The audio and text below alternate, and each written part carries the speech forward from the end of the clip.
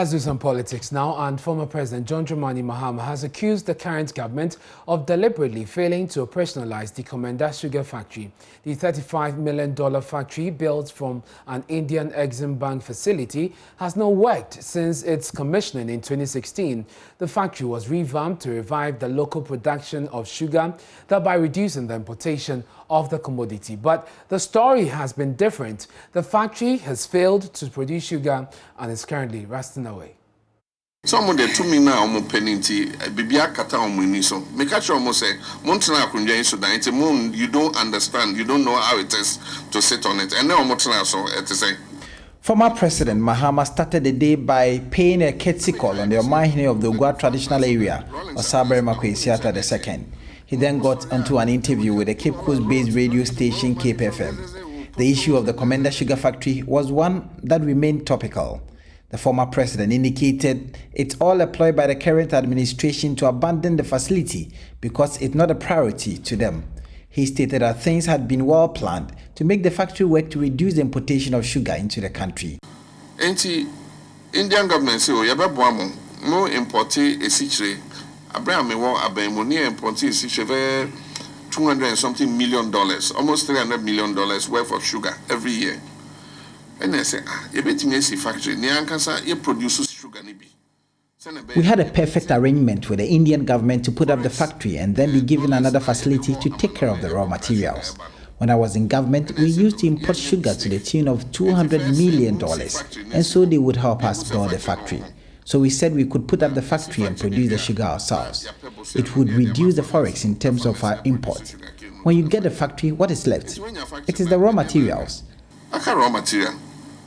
Self-factory, and Kobibia. Phase 1 of the project, any factory, no, and you see here, and phase 2, government of India, another 24 million. When we left government and this government came, they said the sugar factory was not their priority, and so they didn't apply for the $24 million earmarked for the raw material production. Exim facility, and they share your priorities. Almost sugar in your priority. Into $20-something million, the Indian government say apply for this for sugarcane raw material. No more apply.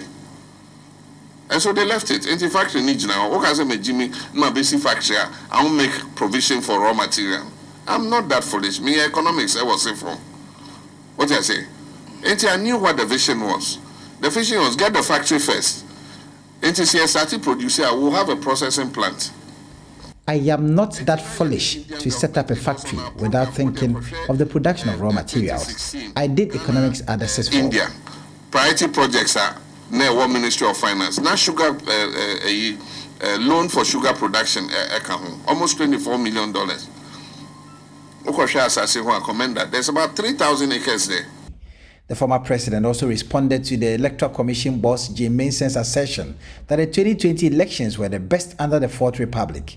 According to Mr. Mahama, the 2020 elections would remain the worst under the Fourth Republic, judging from how 8 precious lives were lost and other irregularities that occurred. Paramount Chief of the Ogwa traditional area, Osabere Makwesiata II, advised the former president to learn from his past and correct such mistakes when he wins power again.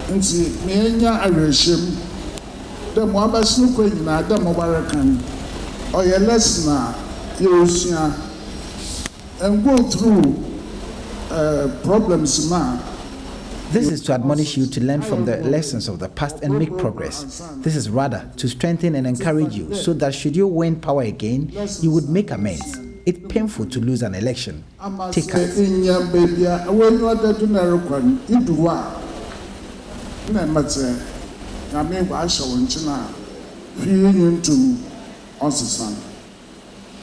Nti afuto ya jere mo onye be shazun oyenyo na mo shazun.